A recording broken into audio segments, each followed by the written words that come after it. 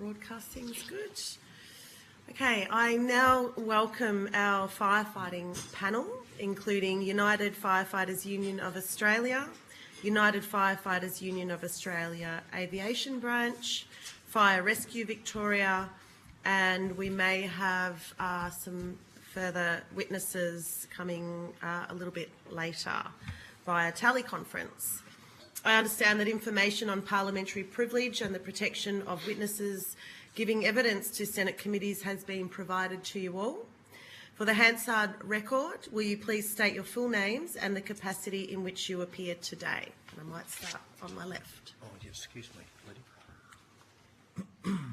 Sorry, excuse me. Yes, Commander David Hamilton. Work for Fire Rescue Victoria. I work in the PFAS remediation project team, doing remediation works for Fire Rescue Victoria. Also the United Firefighters President of the Victorian branch. Thank you. Thank you. My name is Mick Tisbury. I'm the Assistant Chief Fire Officer at Fire Rescue Victoria. I currently hold a position of ACFO of Advocacy, which is in charge of PFAS remediation and all the PFAS mitigation strategies FRV have put into place. Thank you. Hello, my name is Elijiah Smith. I'm the National Industrial Research Officer for the United Firefighters Union of Australia. Thank you. Senator, I'm Greg McConville. I'm the National Secretary of the United Firefighters Union of Australia. I appear in that capacity. I'm also the ACT Branch Secretary of the UFU. Thank you. And I'm Wes Garrett, Secretary of the Aviation Branch of the UFU. And of note too, I was employed by Air Services as a firefighter and worked as a firefighter for 16 years. Thank you. My name's Jay Aspros. I'm from Avalon Aviation Rescue and Firefighting Services and a fire commander at that location currently. Great, thank you. I understand that information on parliamentary privilege and the protection of witnesses giving evidence to Senate committees has been provided to you. I've gone through that. I now invite you to make a short opening statement, and at the conclusion of any remarks, I will invite members of the committee to ask questions. So, Mr. Hamilton. I'll refer to Michael if I could. Sure. Thank you. Well, thank you, Senator and Senators, for the opportunity to give evidence. Actually, I'm not going to read that because that was a lie. I'm actually sick to death of giving evidence at these parliamentary inquiries, Senate committee hearings, PFAS expert panels, the United Nations, Stockholm Convention, POP-RC, because I've been doing it for 15 years and nothing's changed. We actually come to you guys begging you to protect us so we can continue to protect the community. And to be quite frank, it's fallen on deaf ears. All the innovations and all the mitigation strategies we've put into place have been in spite of our respective governments and regulatory bodies. I've sort of had a gutful of it. We'll continue doing it because I've got two vested interests: firefighter safety and community safety. I've read a lot of the transcripts, I've read a lot of the submissions that have been provided to this committee, and quite frankly, there's a lot of vested interests there. But the one common denominator, whether those vested interests are from industry, whether they're from Department of Defence, well, that was a cracker, Air Services Australia, or some of the research institutes, there seems to be this, it's like there's a gravy train that's pulled up at the station and there's a heap of carriages being put on. Never-ending research. Department of Defence, $807 million on testing over 10 years, but no remediation. Give us a chunk of that because we're focused on solutions. We're focused on undoing the damage. And the reason I haven't given up so far, because David and myself have been in this job for 36 years. We joined in 1989. We went to probably the largest chemical fire in Australia's history at Coode Island. And the excuses we're hearing about PFAS now were the same excuses we heard about Coode Island, benzene. Unfortunately, half of our mates who went to that job are either dead or they got cancer. And we had blood noses for 6 months after that fire. And that was using PFAS containing firefighting foam for 3M light water. And it's not a miracle product. because we were there for a couple of weeks putting that fire out. We were promised the world. We were promised medical monitoring, cancer screening, the whole lot. 2 years ago, we finally got it. That was in 1991. So we couldn't wait for governments to act. We couldn't wait for those regulators who have actually got legislative responsibilities to protect us. And they failed at it, to protect the community, to protect the environment. They've repeatedly failed. So we've just done it anyway. We've done it in spite of the regulators. And I'm happy to share, I mean, some of the statements, like the Cancer Council talking about, talking against PFAS blood testing. By all means, ask me a heap of questions about the importance of the PFAS blood testing and why we offer it to our firefighters as part of their ongoing medical monitoring. We've developed a 32-stage process to decontaminate all of our trucks. There's still a lot of misinformation out there about the efficacy of the fluorine-free foam. It works. Nobody cares more about firefighter safety than firefighters do, because we're the ones on the end of the branch. None of these people who, a lot of these supposed experts, none of them have skin in the game. We do have skin in the game. We're sick of burying our mates. And every one of those funerals we attend to, there's never any politicians, there's never any regulators, there's never any of these supposed experts, and there's certainly no representatives of the chemical companies who should be held to account, because at the end of the day, they knew, 3M knew in the 70s how dangerous this was, and they've never been held to account. You read their statements like they're God's gifts to the world, but they have caused this. They're the ultimate polluters. We developed a way to get this stuff out of our bodies. We know how to do it. We partnered with research with Macquarie University. We've got an effective way to remove the stuff out of our bodies because we don't want it in our bodies. We're now working on remediation, and in spite of the regulators here in Victoria, EPA, we're actually just doing it anyway because we're sick to death of being of nothing happening, never-ending testing. So we're just doing it. Sorry if I get a little bit worked up about it, but I've just had a gutful. I'm just done talking about it. The time for talk is over. You know, you'll come up with a nice little report and it'll end up with recommendations and it'll probably get shoved on some shelf in the Parliamentary Library. The time for talk's over.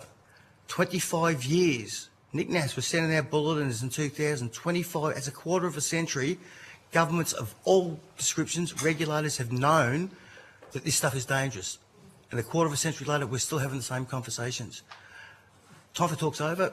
Solutions, we've got a lot of solutions we're happy to share. The UN, we've done a lot of work at the UN, but Australia still hasn't ratified the Stockholm Convention for those 3 PFASs. So currently here in Victoria, there is no federal ban.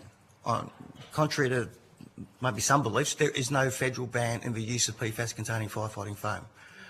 There is no legislation in Victoria banning the use of firefighting foam containing PFAS. We have done that in spite of the regulators. Thanks for your time. And I'd like an opportunity to expand on a lot of the things. Absolutely. Thank you. Yeah, passing on to Prof. Well, firstly, I acknowledge we're on Kulin Nation lands today and pay my respect to elders past, present and emerging. I'm Greg McConville. I'm the National Secretary of the UFUA, and I fully support the comments that have been made by Assistant Chief Tisbury. We provided an initial submission in January. It put forward 5 matters. Firstly, to ratify each of the chemicals that are now listed in the Stockholm Convention, to implement a comprehensive ban on the use of any firefighting foam containing PFAS in Australia, to introduce a PFAS remediation grant program, to establish an expert tripartite panel to advise and speed up the rate of change, in other words, to guide real solutions. And that is to support urgent reform that recognises the risks that PFAS has posed to firefighters and communities. Now, in the short time since we lodged our submission in January, significant additional scientific information has come to light, and last night we provided a supplementary submission on the health effects of PFAS for firefighters. I'd like to foreground that particular submission to assist the committee to get across it rather quickly, and of course we're happy to elaborate and to appear again if necessary. I should say at the outset, I'm not a scientist, but our work requires that we develop a degree of literacy and understanding on the scientific material. There is no field of scientific knowledge that is unrelated to firefighting. Our members are effectively human Swiss Army knives who have to innovate at work, and they carry that innovation to the area of PFAS, hazard control, risk assessment and remediation. There is, our representation goes all the way from the fireground through to our national union, through to the organisations themselves, work health safety committees, all the way to the Stockholm Convention and ultimately to the World Health Organisation, where we were represented in advocacy around firefighter cancer. Through the WHO, firefighting has undergone some significant changes in classification. First, 2010, there was an IARC monograph on firefighting, shift work and painting, and it said firefighting is possibly carcinogenic. 2018, there was a very significant monograph on benzene, and benzene is very commonly faced by firefighters at pretty much every incident. 2023, the World Health Organisation shifted its classification of firefighting from Group 2B, possibly carcinogenic, to Group 1, definitely carcinogenic to humans. That is the industry our members work in. Now, so in the space of 13 years, that shift took place in relation to firefighting, and during that period, we faced denial from our employers and from politicians saying, oh, it's only possibly carcinogenic. The fact of the matter is that our members are the crash test dummies and the lab rats in this kind of occupational exposure, because they experience it before anyone else does, and they experience it at greater doses. Now, the research moves fast, even in the short time since we put our submission in January, but I want to urge upon the committee the importance of satisfying yourselves about the body of scientific knowledge, because there are many deniers. An integral part of getting that understanding is the language used in research can easily be distorted by those who seek to downplay the importance of scientific findings.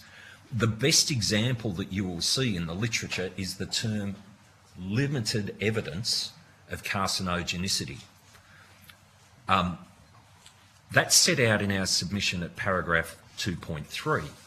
And firstly, be aware of anyone who says, oh, there's only limited evidence. It's not only limited evidence. Scientists aren't people who get out there and beat their chest about how dangerous something is. They're very reserved, and they only make those findings based on extremely detailed scientific rigour. Limited evidence is often misconstrued. What it means from IARC is a positive association has been observed between the agent and the cancer for which a causal interpretation is considered to be credible, but chance, bias or confounding could not be ruled out with reasonable confidence. What that means in practical terms is that limited evidence is as close as you can get to something being conclusive without it being conclusive. It's so close to being definite. And I'll demonstrate that there can be very fine details that separate something being possibly carcinogenic, probably carcinogenic, and definitely carcinogenic. What sits behind that also is how IARC assesses carcinogenicity, and included in that is something they refer to as mechanistic effects, and I'd encourage you to get across the mechanisms of cancer. There are 10 mechanistic effects which are set out at paragraph 2.5 of our supplementary submission, and they go to effectively the components that are assessed to determine whether something is carcinogenic. Out of interest, benzene satisfies 7 out of 10 of those components, and that's precisely what Mr Tisbury was talking about at Coode Island. At In terms of the mechanisms, PFOA has been found by the latest IARC monograph to satisfy 2 mechanisms and to be carcinogenic to humans. But the assessment was based on satisfying 2 mechanisms and demonstrated carcinogenicity in animals. So those things together got it over the line into category 1, or group 1. PFAS satisfied 3 mechanisms, but it was only found to be possibly carcinogenic. Why? Because when it got down to the fine analysis of whether it was carcinogenic to rats, the experiments only identified increased incidence in one sex of a single species of rat, not both sexes. And so IARC found that the evidence of PFAS causing cancer in humans was inadequate because there were few available studies, and positive findings were only sporadically and inconsistently identified for 3 cancer sites: testes, breast and thyroid. Now, there are additional studies which I've gone into, which are addressed at paragraph 211 onwards. But the 2 examples of PFOA and PFAS demonstrate a classification of a substance as carcinogenic to humans, or whether it is possibly carcinogenic, can turn on the fact that there just hasn't been enough evidence yet. And I would emphasise the validity of the expression that an absence of evidence is not evidence of absence. Indeed, in 2024, at the same time as the IARC working group was deliberating, there was a study by Liu and others which looked at 21 PFASs, 13 of which were frequently detected in the liver. PFAS concentrations in the liver were correlated with age and higher levels of PFAS in the older. That makes sense in terms of exposure. And PFASs were positively associated with liver injury biomarkers, suggesting that exposure could interfere with liver function. That's backed up by further studies, Pesson et al. In 2024, and a study by Liu et al. In 2025, which showed that there were a range of cancers associated with PFAS in drinking water in the United States. That's at paragraph 213. We've put forward some recommendations about inclusion of liver cancer within workers' compensation legislation. We've also said that firefighters engaged by private companies at defence establishments need to have the same presumptive cancer rights as all other firefighters, because presently they don't. And because of the rate that science is moving, we're saying that the expert panel we recommended in recommendation 5 of our primary submission, the terms of that should be expanded to include the consideration of scientific material, and for that committee to receive advice from government at least twice a year. I'd like to thank the committee for its time and its interest in this issue. To get back to where we started, we need to keep abreast of the research, and that's why we put forward that final recommendation. Thank you for your work and time, and we wish you luck in your deliberations in this important area. Thank you. Thanks, Greg. Garrett. Thanks. I appreciate the invite today so that we can present to you directly. I just want to reiterate the comments that Mick was making about, there's a long history of us putting submissions forward and talking to panels and going to Switzerland and talking about these things. We need the decision makers to start making some decisions, right? That's what needs to happen on this. With that said, what I've got basically is an example. In our many submissions made so far, we talk about legacy contamination of firefighters and what's happened to firefighters, and our current submission does the same. What I'd like to present to you now is just quite a unique example, actually not exclusively unique, and I'm sure you've had a few people that have presented from other groups around the country with contamination issues, but this is just another byproduct of this class of chemicals, right, which are forever chemicals and don't break down, remediation, and removing them from the environment. And basically, when we say the environment, what we're talking about is, why is that so important? It's because human beings live in that environment. That's why. And just as Mick has said, we've all got skin in the game. I've got it in me, Mick's got it in him, Jay's got it in him. Unfortunately, Jay's had to take an extra dose. And this is what we're here to talk about, just to draw much more attention to some very recent contamination issues, direct result from environmental contamination. We don't yet know what the mechanism of this situation at Avalon Airport was, but I'm just going to read from my notes here just to keep me on track. I'm mindful of time. I'm obviously here representing the aviation branch of the UFU, and we represent aviation firefighters employed by Air Services Australia. Our exposure to PFAS is significant over many years, and there's a long history that's already been put to you in submissions. But I'm here to talk about the PFAS contamination at Air Services Australia operated sites. The case study of Avalon Airport is a stark example of the systematic failures to manage PFAS exposure and protect workers. In October 2022, PFAS levels in the potable water supply at the Avalon Arms Fire Station and the Air Traffic Control Tower were found to be significantly above the human health guidelines provided for by the PFAS National Environment Management Plan. Staff unknowingly drank, bathed in, showered, washed their clothes, washed their dishes, washed the cars, anything that came out of that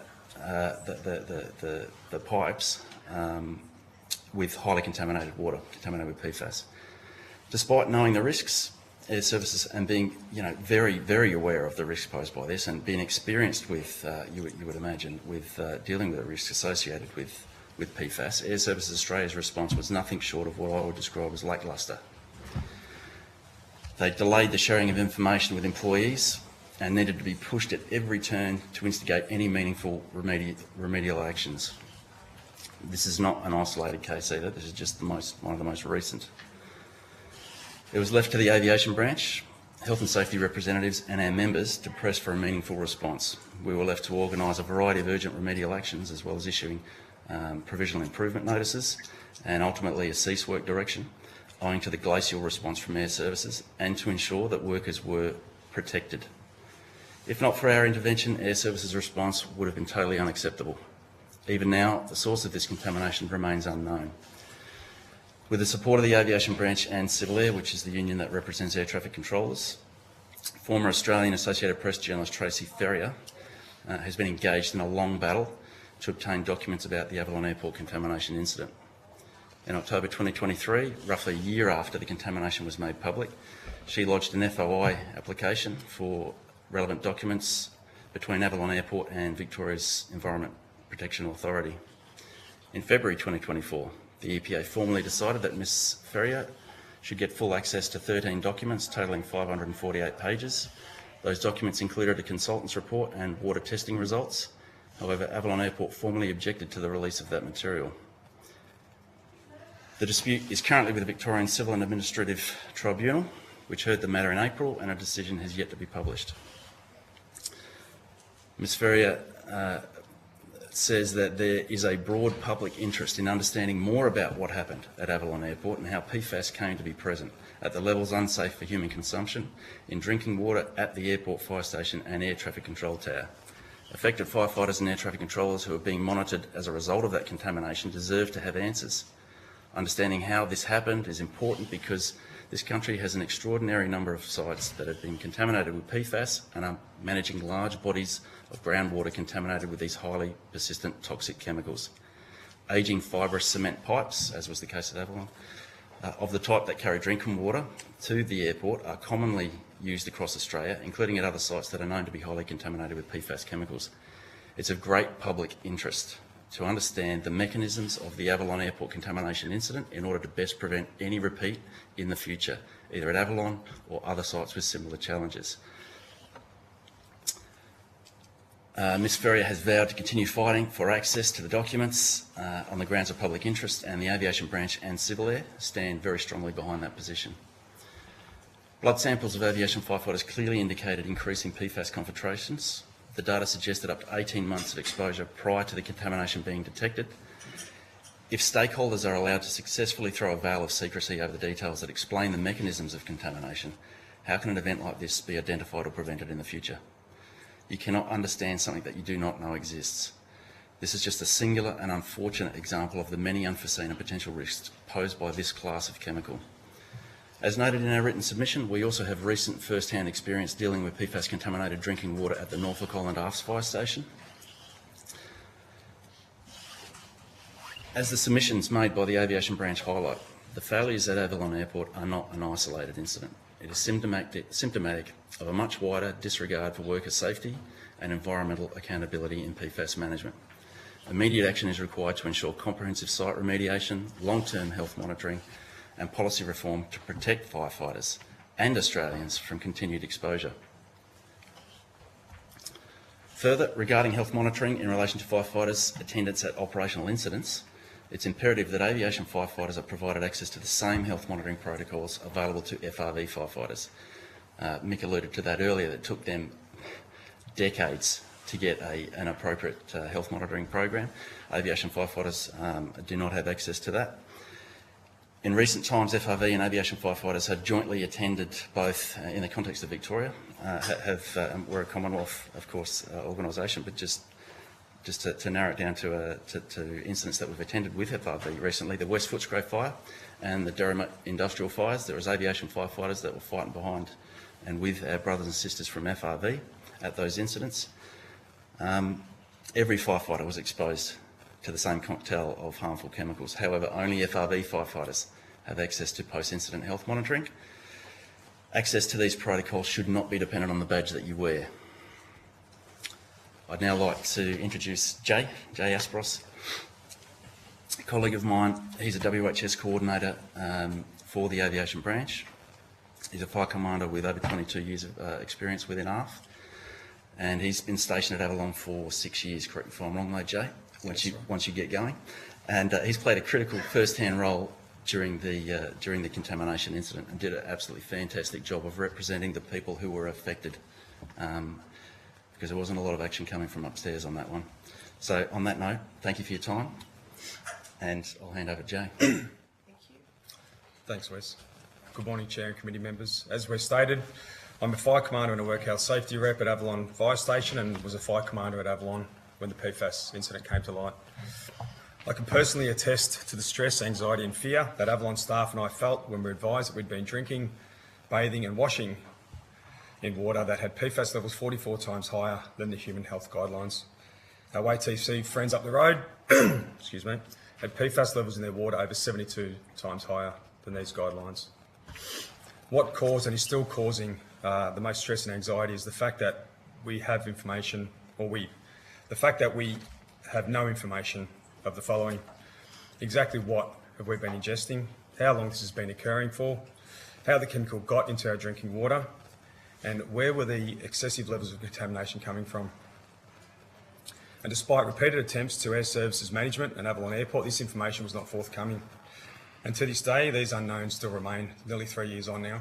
There was an overwhelming concern amongst staff that they were working in unsafe conditions, and these conditions were not fully being addressed or rectified in the early stages by Air Services.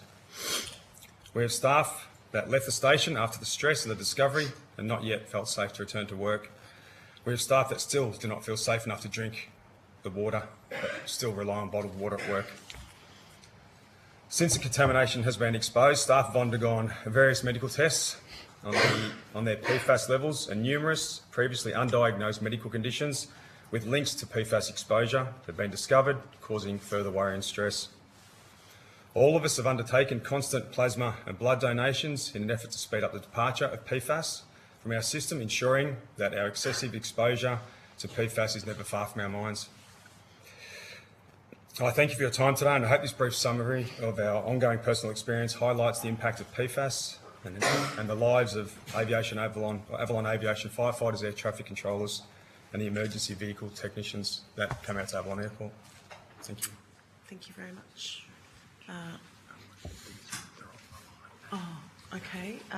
We have Professor Dlugogorski and Dr. Murthy on the line. Do you have an opening statement?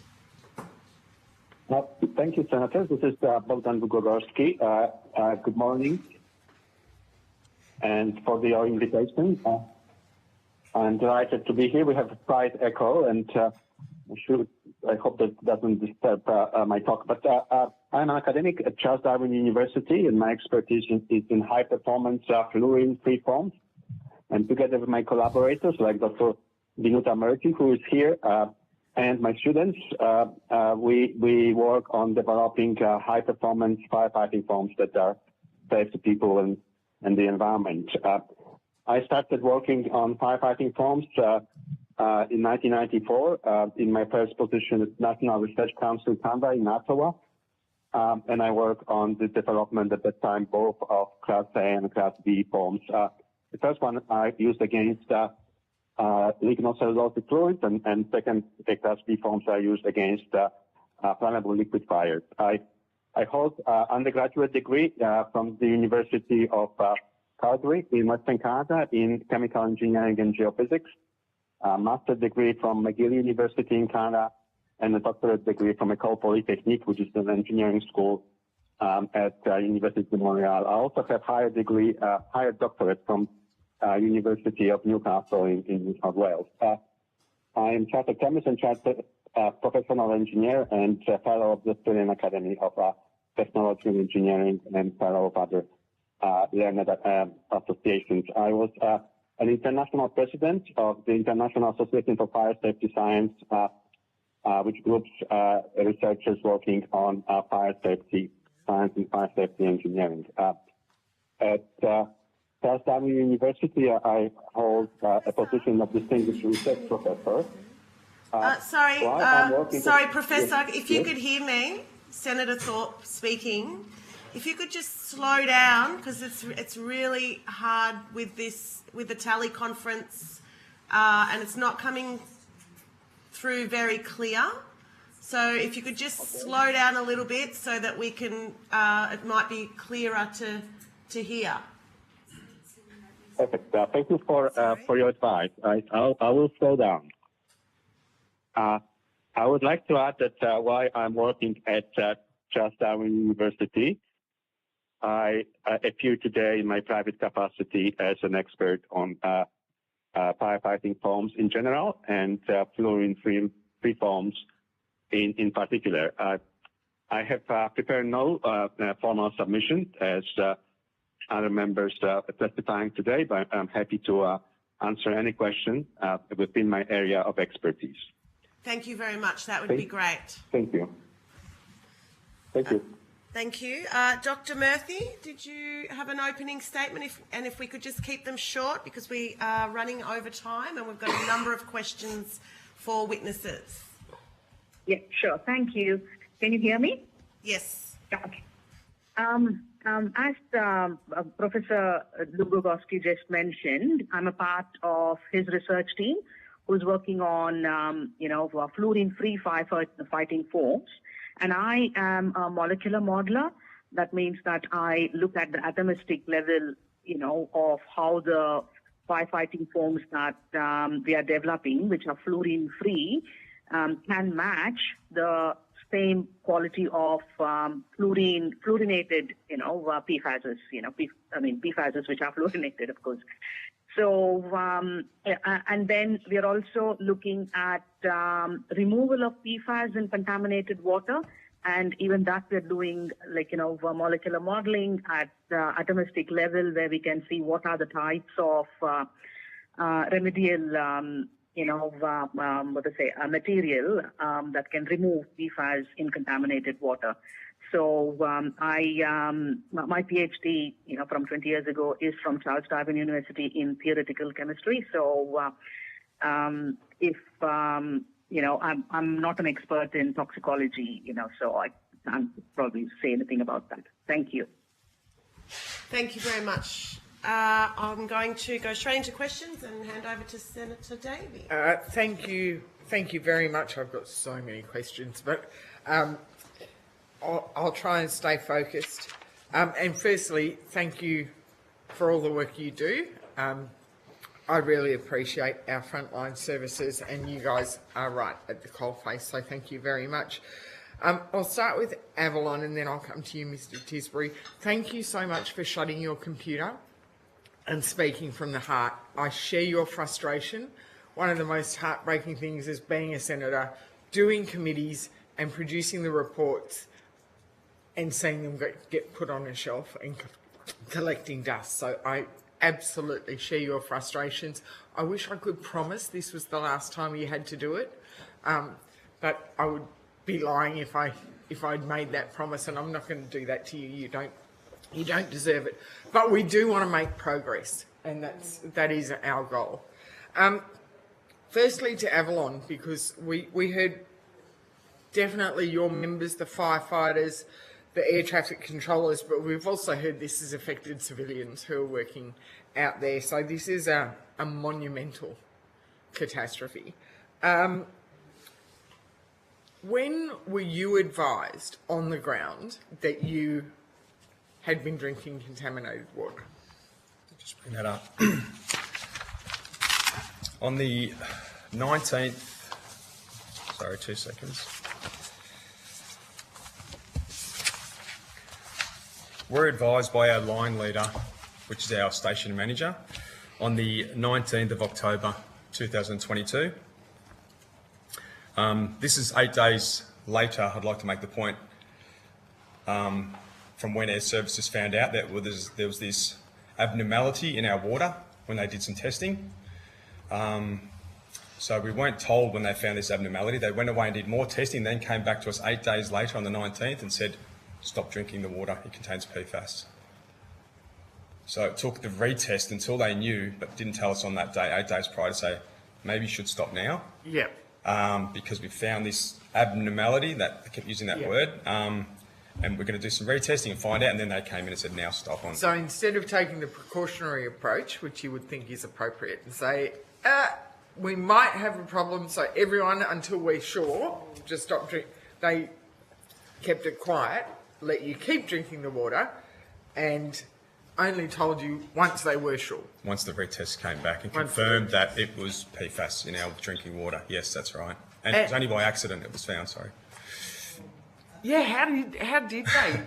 So, Air Services has annual testing on sites for groundwater, surface water and stuff with an external party, I suppose. It was only this time we had a new party came in, Tetra Tech Coffee, and started doing sampling. So a new party came into Avalon, said we're new here, but we need to get a baseline of what clean water at Avalon looks like before we start testing all these sites around Avalon Fire Station.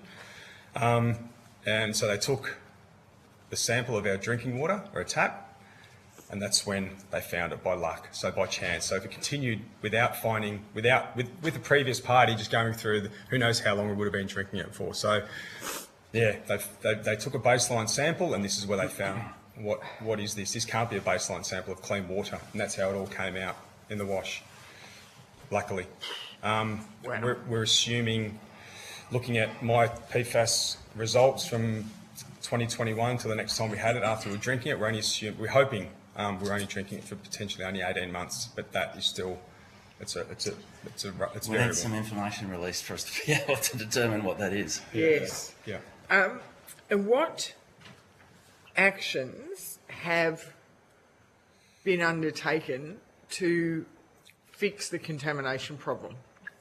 So to fix the water supplies, what have they done so that you can turn the tap on and wash your hands without worrying? Because it's one thing to drink bottled water all the time, quite expensive and not really environmentally friendly, but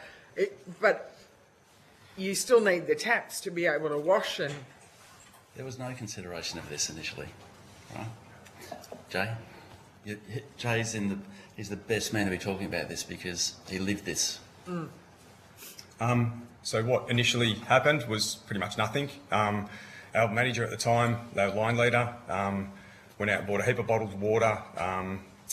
We went out and got showers, so we need to continue to stay open for the flying public. We would have made a Cat 6 fire service for the flying public, so we wanted to stay there. So we got bottled water, brushing our teeth with bottled water, put on your toothbrush. It's almost like you're going camping. We got portable units come in for showers and stuff like that. We threw all the plates, all the cutlery, it's all over it because it's gone through our drinking water and tap water. So that was what the immediate was, I suppose, for the first week. And then we started looking at how we're going to continue to remain on site and serve the public. The back and forth from management and to the station their plans were to just flush the pipes and we'll just continue testing. So this is the pipe work that has been running this water through it for who knows how long.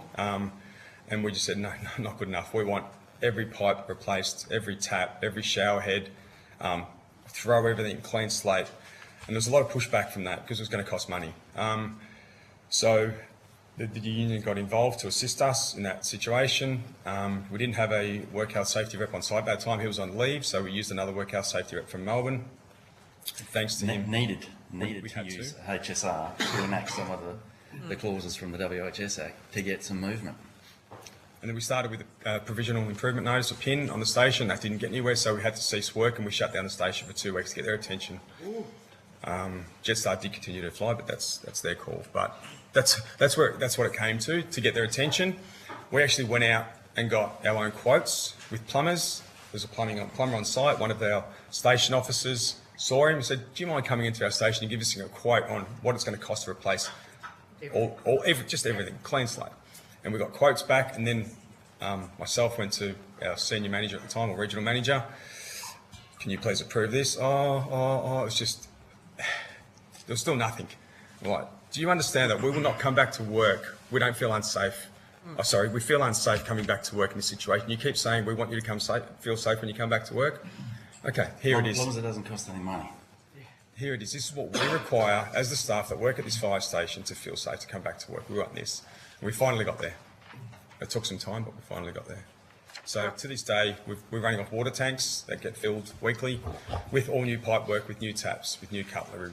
So now you're getting your water for your station from water tanks that you get filled. So That's you're right. not getting it through the water supply. There's no new supply, Only main supply. So what do they do at the control tower or So they're in the same boat as us. in They're the airport? I'm not flying from Avalon, I can tell you. So to clear that up, there's the main beach road that runs along the front of the airport. My understanding is there's 2 waterways that run off that.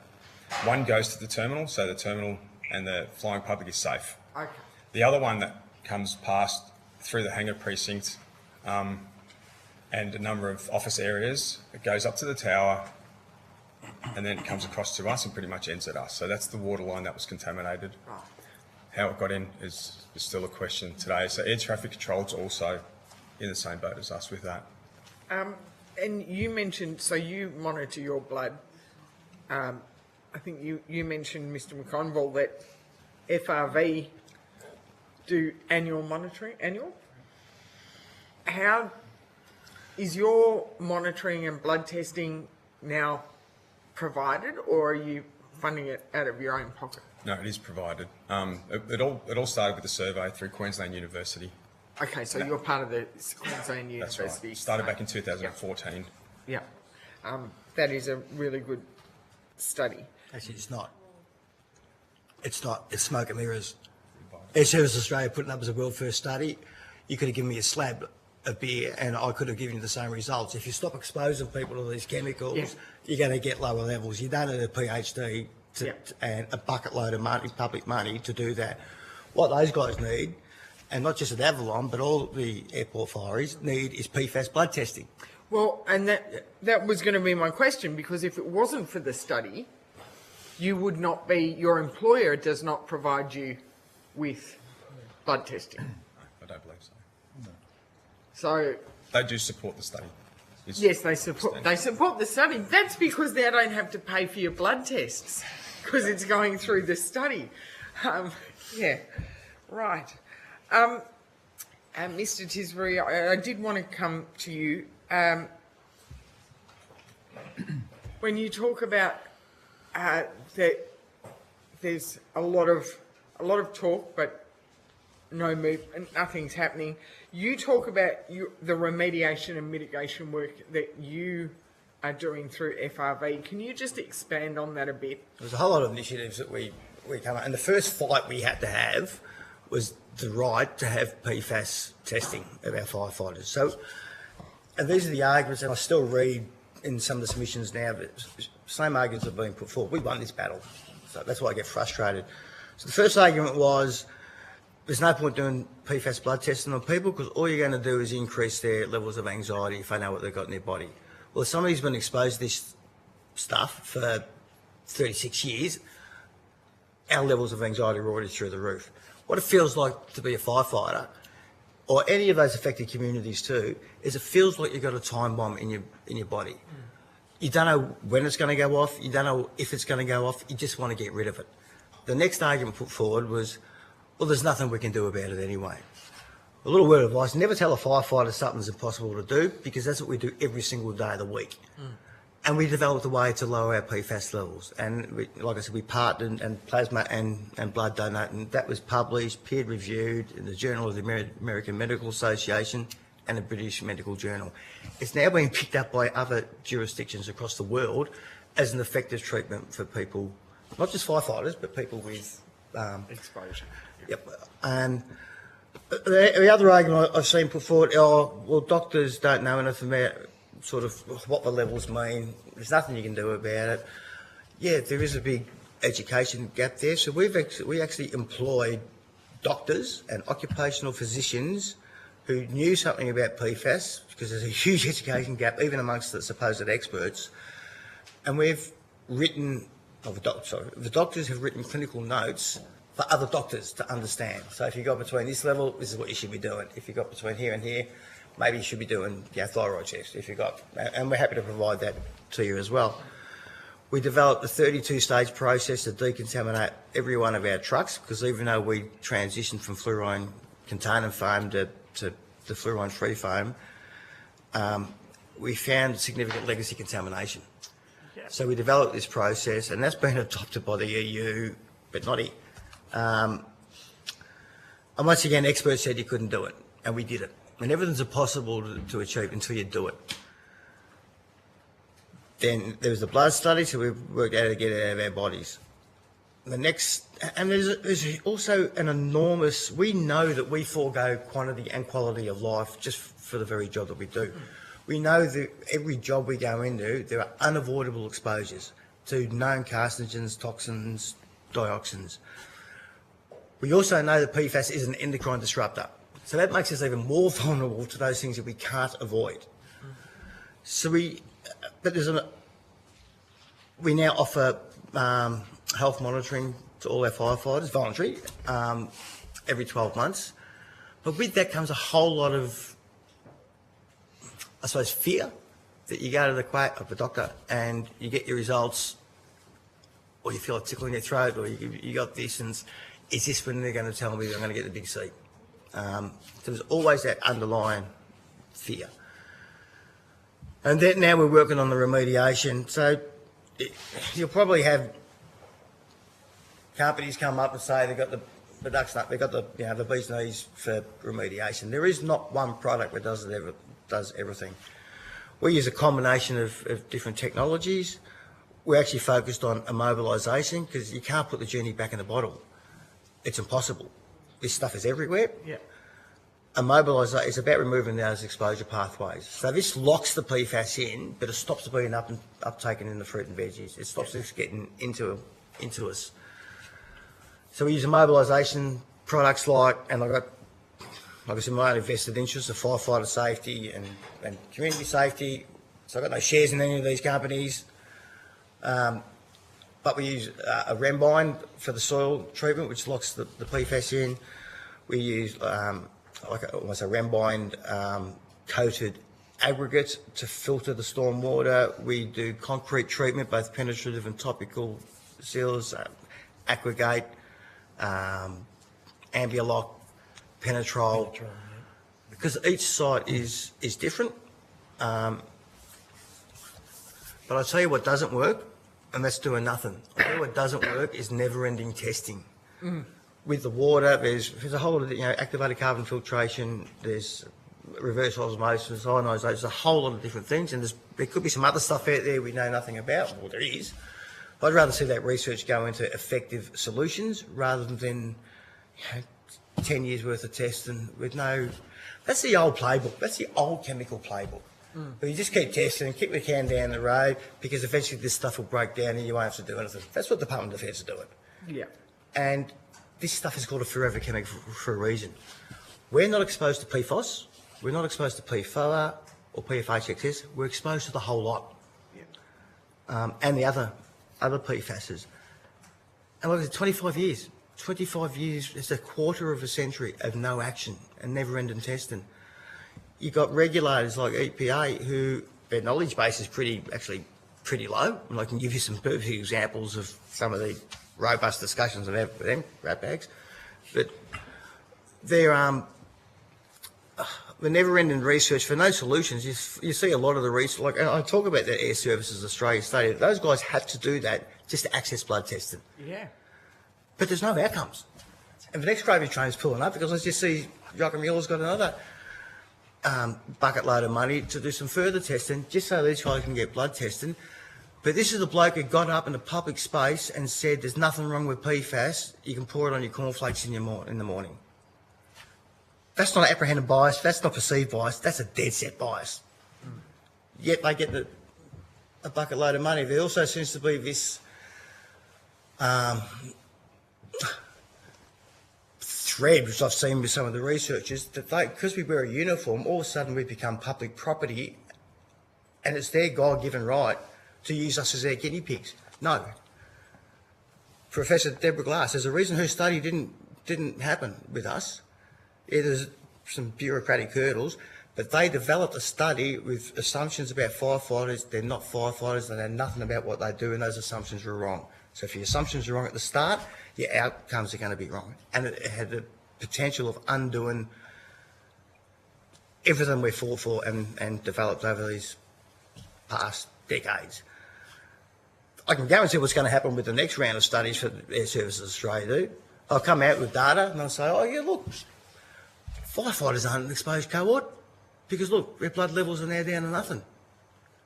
The reason why our blood levels are dropping is because of the interventions we've put in place. It's about that we have banned the use of PFAS-containing foam, not the regulators. That we've put the interventions in, we've done the remediation work, not the regulators. Which is quite incredible and very impressive, but yeah, where are the regulators here? And why haven't we signed the Stockholm Convention? Apparently we agree with it. We do, mate, because, Senator. Commander Hamilton and myself, we've been there for 10 years. We've seen the Australian... So last year, I actually got up at the Stockholm Convention and asked for Australia to be suspended from the Stockholm Convention because every year they've been getting up there and they've been voting for it and they've been championing for it and been patting themselves on the back with when PFAS got through and PFOA and the PFHXS, and they come back here and do not a lot, but they don't ratify it. Yeah. Now, my understanding is that ICHEMS, there's a lot of publicity about ICHEMS for 1st of July, there's going to be banned on PFAS-containing foam, smoke and mirrors. Hasn't gone to the report writers to get the legislation written to be put in Parliament. That's only, that's 4 weeks away. Have a look at it, scratch under the surface a little bit. If you're currently using it right now, you can keep using it. You're going to get 5 years to transition because apparently 25 years isn't long enough. You need longer.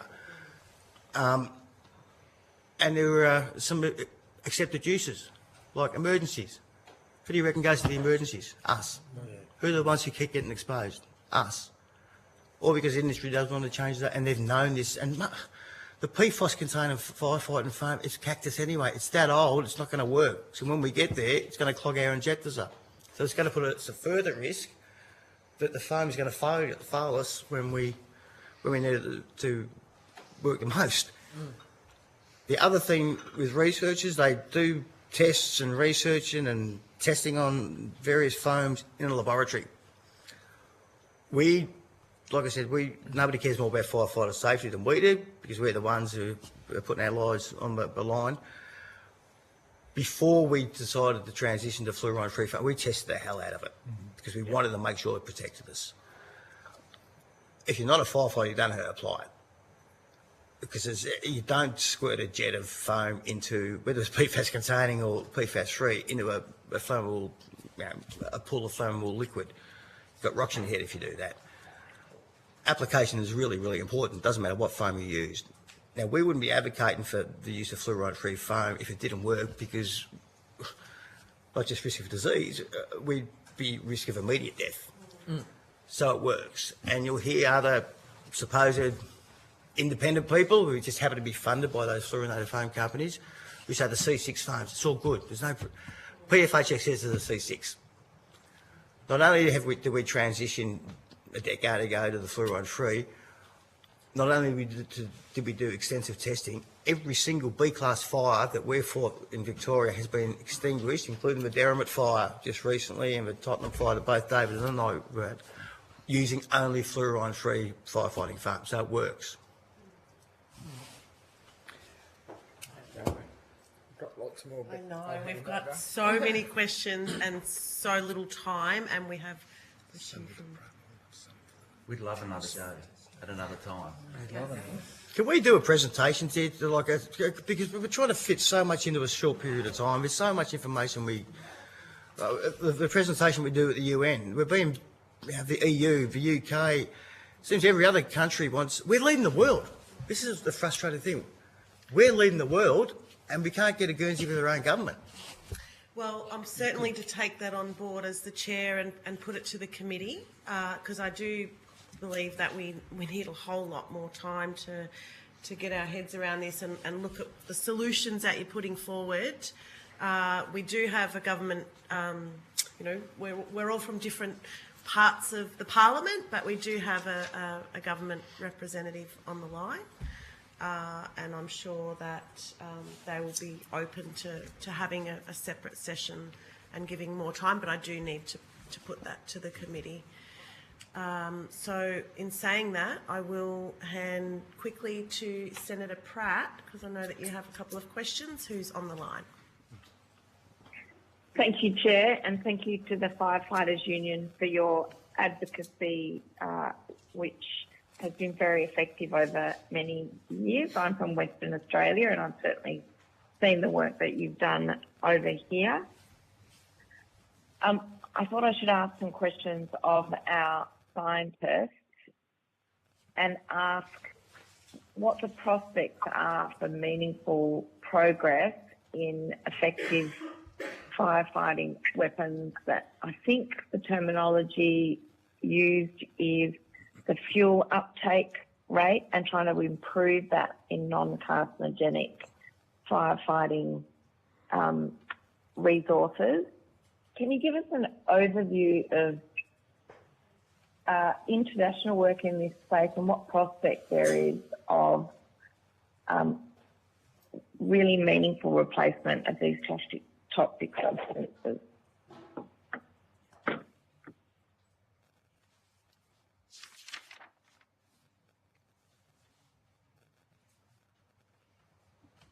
Senator Pratt, was the question directed to me or to someone else? Both of you, Professor and Doctor, both of you. Oh, okay. So at this stage, fluorine-free foams are approaching the performance of PFAS-containing foams. In most applications, actually in all applications online, the fluorine-free foams can be employed in exactly the same situation as foam that contained in the past PFAS. So there's no excuse, in my view, not to employ fluorine-free foams on land. The situation is a little bit different on ships, where there is a requirement of using salty seawater for generating foams. Those fluorine-free foams are not yet fully compatible with seawater. So except of that application, we should be using fluorine-free foams everywhere else. Now, to answer your second question with respect to research efforts internationally. The U.S. Department of Defense has been running a very broad study of finding highly performing fluorine freeforms, and we are also funded under that program in Australia.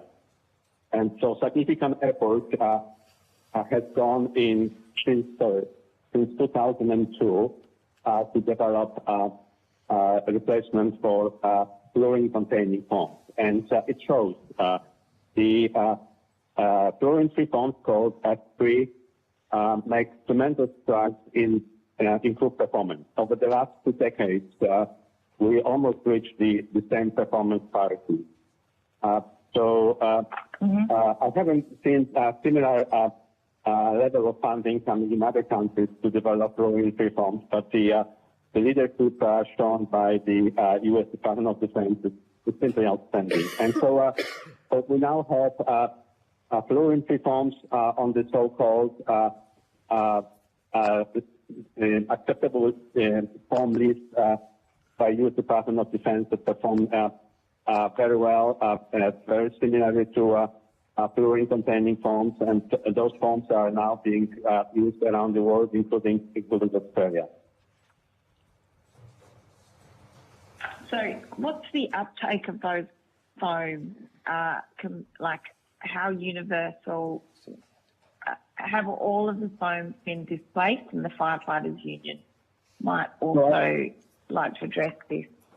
100%. So I don't know details. Being academic, I can only know what people tell me. I'm not involved in the decision-making process of purchasing new foams and in bids for firefighting foams. But what I know is that in land applications, U.S. Congress stipulated replacement of fluorine-containing foams by last year. So that should have happened in the U.S. From what I know, the Australian airports started switching to fluorine-free foams in 2009. The fluorine-free foams were only introduced in 2002. They were only available in 2002. And so they entered market around 2003. So from international perspective, Australia was one of the early adopters of fluorine-free foams. I now understand that Department of Defense in Australia are only allowed to purchase fluorine-free foams for deployment in land-based applications. So there has been extremely fast pickup in the last 2 years, but maybe between 2002 and 2009 it was quite slow. People were afraid of new technology. The foams did not perform as well as PFAS-containing foams, but after 2009 it started snowballing, and so those foams are introduced everywhere in the world. I haven't heard personally that of a major deployment of PFAS-containing foams. This is happening very seldom now, from my understanding. Senator Pratt, could I just interrupt and ask Mick Tisbury to respond to Professor Dlugogorski? Yes, thank you. Thank you, Senator. I can say every fire service now in Australia has gone fluorine-free foam. I also want to just disagree with the professor on the fluorine-free foam doesn't work with salt water. Just about every major hazard facility in this country is on the dock. Where do you reckon we suck our water out of? Straight out of the beach. Every oil rig, offshore oil rig in the North Sea has gone fluorine-free. There's a number of fluorine-free foam concentrates that have IMO certification and approval. And the only reason it took so long for the America had nothing to do with the performance to change their mil spec, because there was a little clause in mil spec that said it needed to be fluorinated. Had nothing to do with the performance, but it needed to be fluorinated to get military specifications.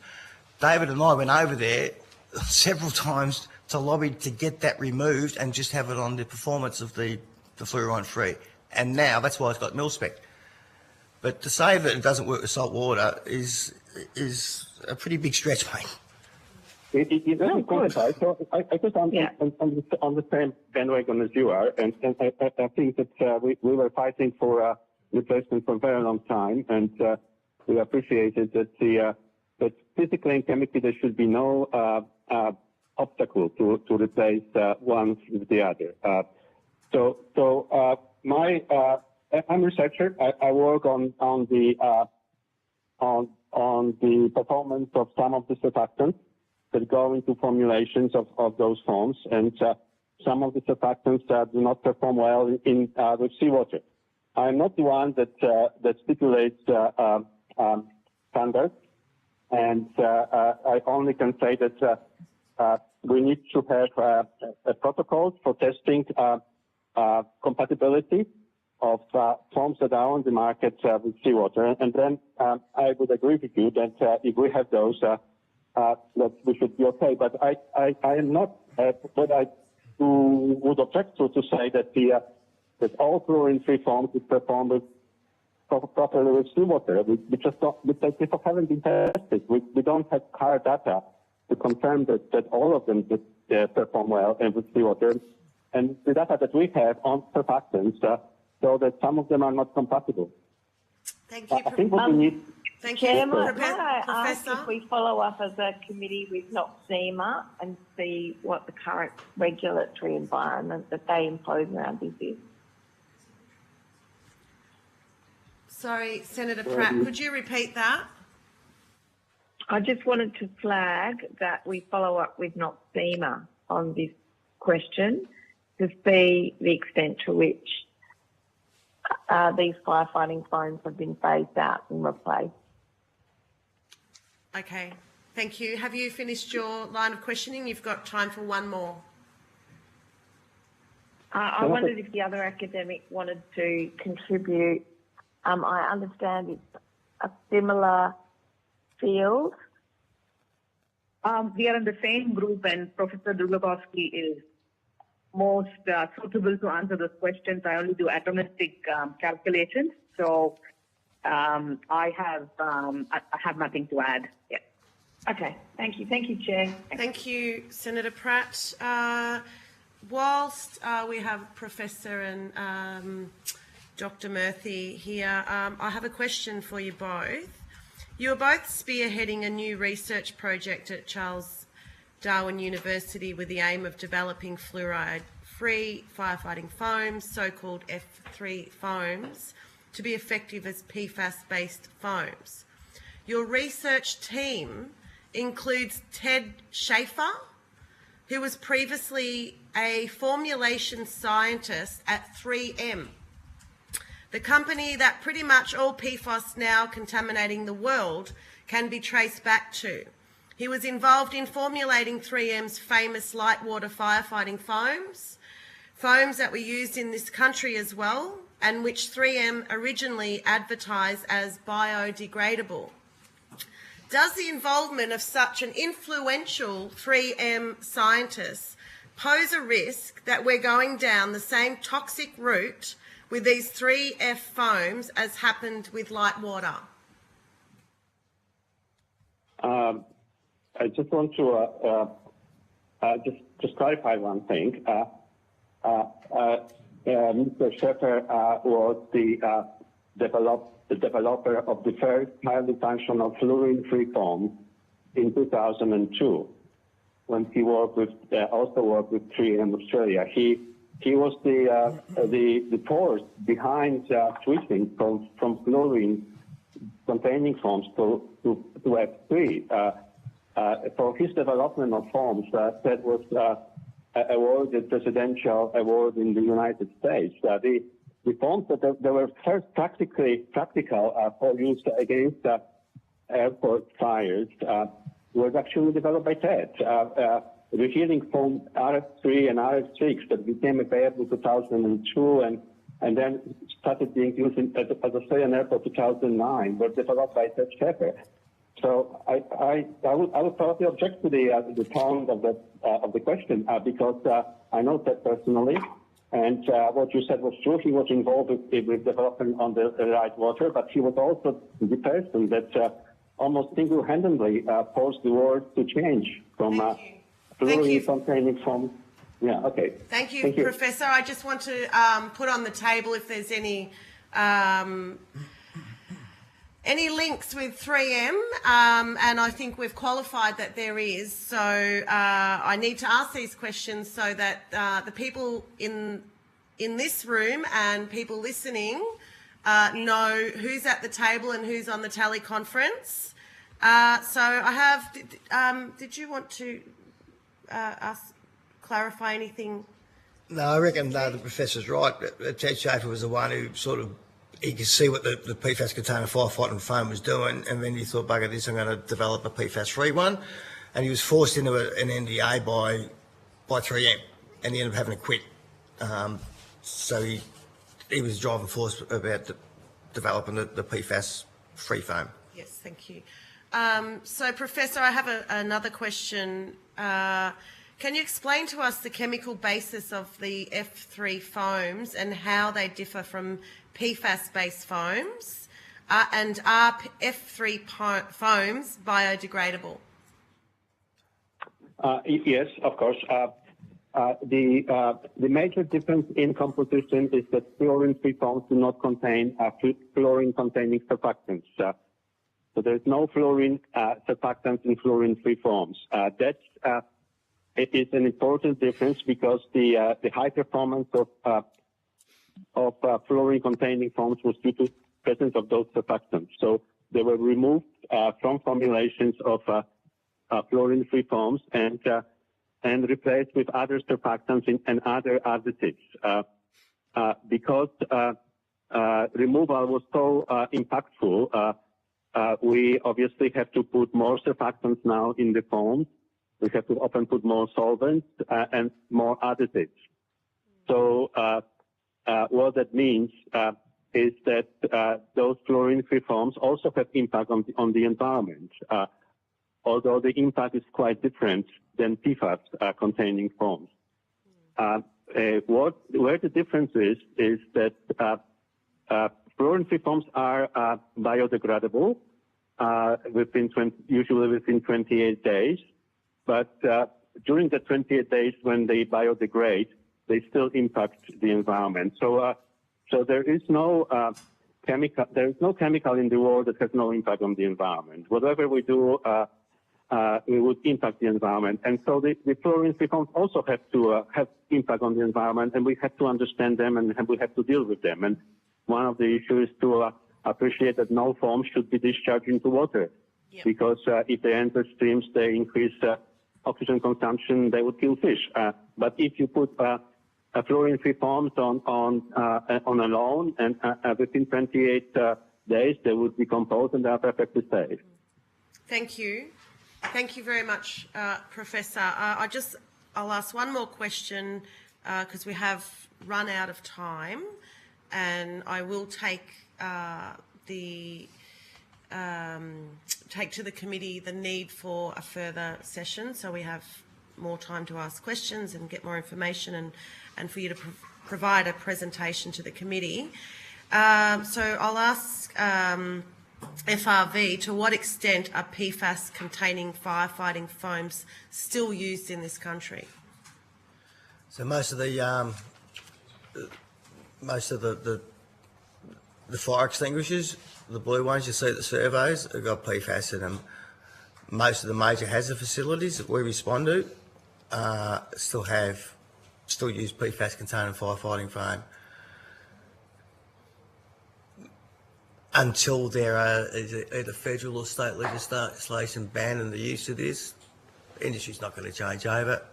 But when something goes bang, we become the safe systems of work, we get responded to it, and we're going to get exposed to it again. We got a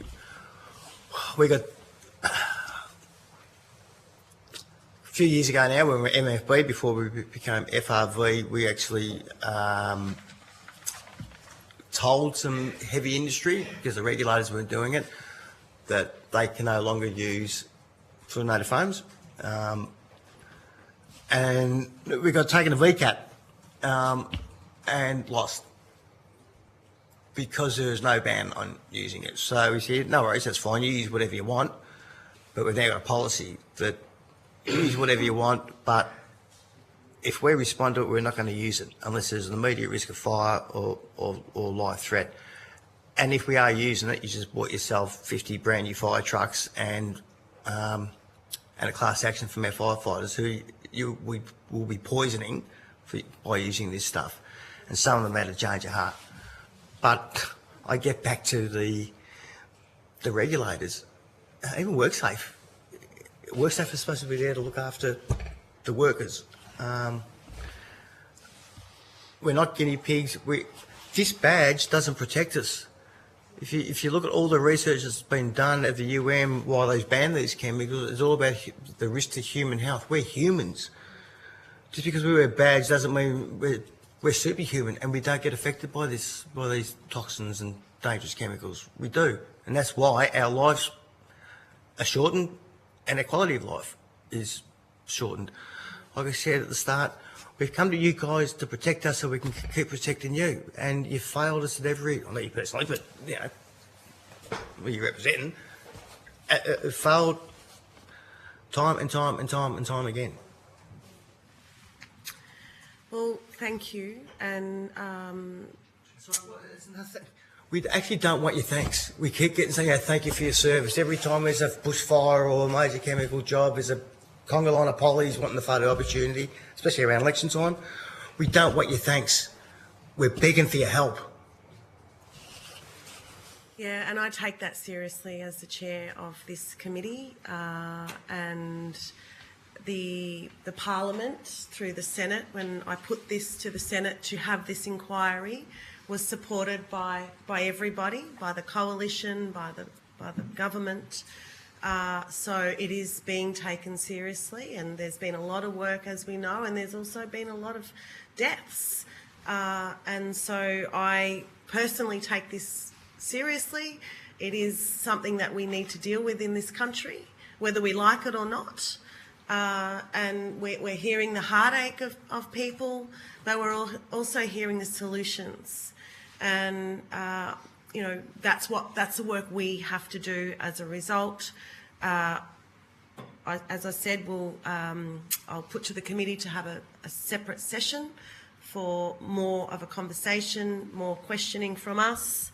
And you might not be superhuman, but you're superheroes for many people in this country. And I know that's just, you know, you probably hear it from politicians. I'm probably not your regular politician, but I mean it. And I just I do thank you for coming, because it is tiresome for you to continue to tell your story and get no action as well. And you know, it won't be just a report on the shelf. We've got media waiting outside, so people will know around the country that this is going on today and things that you've said. And the more it is exposed out there, the more people will want to know about the work that we're doing and keep us accountable. So thank you for your evidence, and if you've been asked to provide any material on notice, please send it through to the Secretariat by Monday 23rd of June, but we will be back in contact with you in relation to a further session. Stay strong.